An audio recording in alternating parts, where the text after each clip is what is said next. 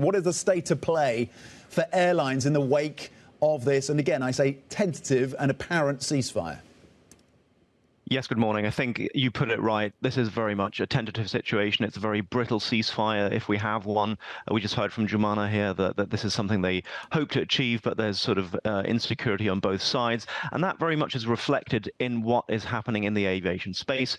We had the closure last night that really expanded on what we'd already had over the last couple of days. But with Qatar closing its airspace, that was really an escalation that we saw because Qatar and Doha, the airport there, that's a really big hub that really serves a massive sort of global network.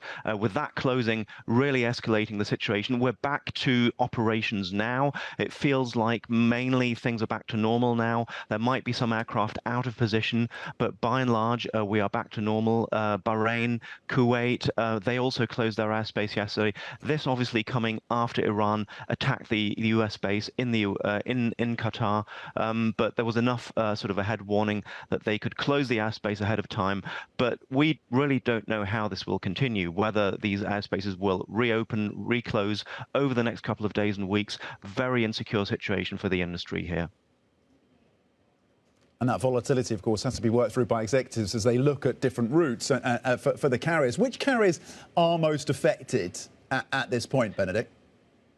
So it's really those either that are in the region, so it would be Qatar, it would be Emirates, though Emirates kept its operations open mainly yesterday. There was a brief pause, but by and large, they've kept their service going. It's a lot of those global airlines that fly through this area of the world, and it's an important part of the world if you want to get from west to east and back. So really, companies like United Airlines, like American Airlines, Lufthansa still flying, but somewhat restricted. Air India, which obviously has this huge, massive other problem with the air crash that happened about 10 days ago. They've also suspended most of their international routes for the time being. So really across the world, there was one flight, spare a thought for people flying from Perth on Qantas to Paris. They had to turn back mid-flight. So you're talking almost sort of 20 hours in the air for these people because they couldn't make the journey. Wow. And they had to turn back because it was just seen as too insecure in the region that they wanted to traverse. So that gives you a sense of just how complicated it is to navigate these paths. Yeah, that's quite a challenge for those passengers. Benny, what is this in terms of longer-term impacts for airlines as they think about that Middle East strategy? And it's been such a lucrative region, hasn't it, for these airlines? What do you think the longer-term impacts will be?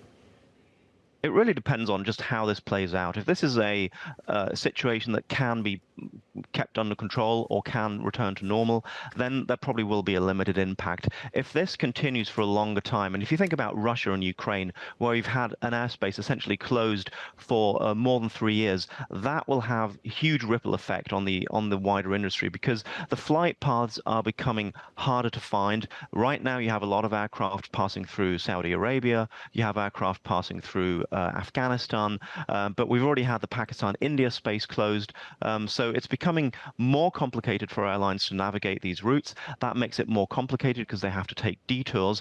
And for passengers, there will be a sense, do I want to make a booking? Do I want to get on this flight? So any sense of insecurity and not feeling good about your next booking, that will also have a ripple effect, something we have seen across the industry since the start of the year. We had these crashes in the US, and some near misses, and that really put a knock on a lot of sort of people thinking about their next trip. So if that continues, and if there's sort of a sense of insecurity creeping into travel behavior, into the consumer behavior, that will also have a bad effect on forward bookings, and that's something we'll probably see towards the end of the year.